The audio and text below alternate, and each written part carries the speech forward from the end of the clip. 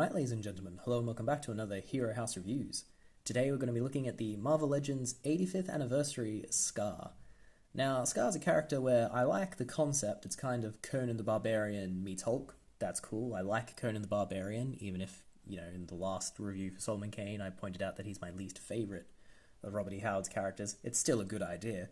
And Hulk lends itself to that, and him having a son that, is a bit of a barbarian warrior, it's a cool idea. I like it.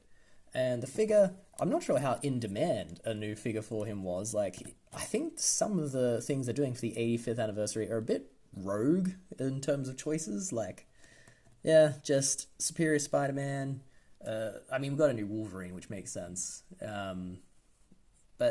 Just weird choices all around. You'd think they'd really be bringing out the heavy hitters, but no, we get these guys, and that's cool. We're getting updates to some quite old figures, and I think this is quite a good one. I mean, he's got two head sculpts. This head sculpt, I think, is phenomenal. I really, really like the figure when it's got this head sculpt on. It's got so much personality.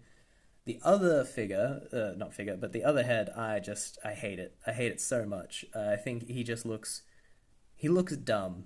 The hairs covers the face too much. It limits mobility a whole heap.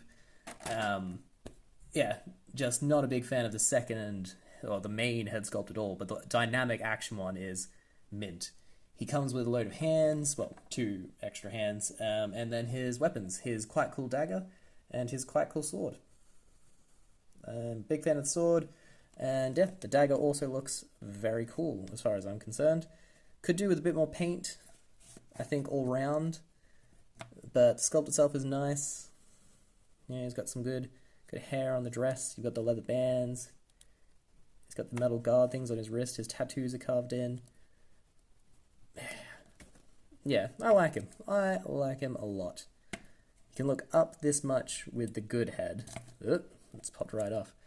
Look on that. Yeah, so you can look up that much, look down that much, and then can he do the full 360 spin? No, his head popped off, so maybe not quite with the 360 spin.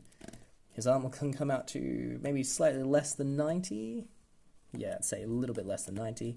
He's got a butterfly joint that doesn't do heat, so it does give you some chest motion, and a elbow swivel that'll give you 360, and a bicep swivel that gives you 360. His wrists are also hinged. When it's a fist, it goes up and down. If it is the cutty hands, it will do side to side.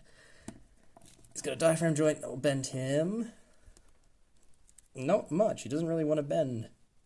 Will stay there. And then his back joint will also go that far. The best. Also pops back. Alright. Wrist, you've got some swivel, but not much. Leg will come forward that far. Goes out to the sides. That far. A bit hampered by the skirt, which is a floating piece. Gets more than 90 degrees with a quite bendy double-jointed knee. It's got a thigh swivel, but the thighs tend to pop off quite a bit if you move them too much, which is not great. A little bit of a calf, I want to say, or shin swivel down there, but not heaps. And then you've got a foot pivot.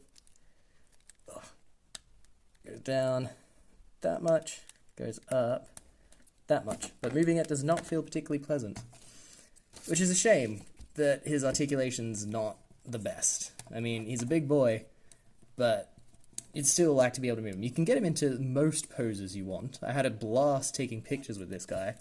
But yeah, I can see that there are a fair few flaws in how he moves.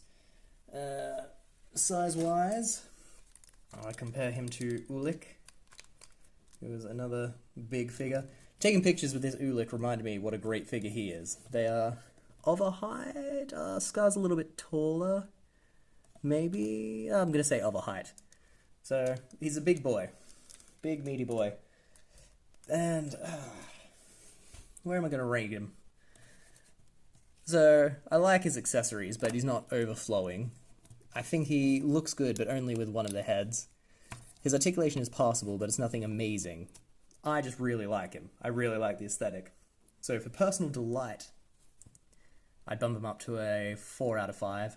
But he's a bit more expensive than the average Marvel Legends.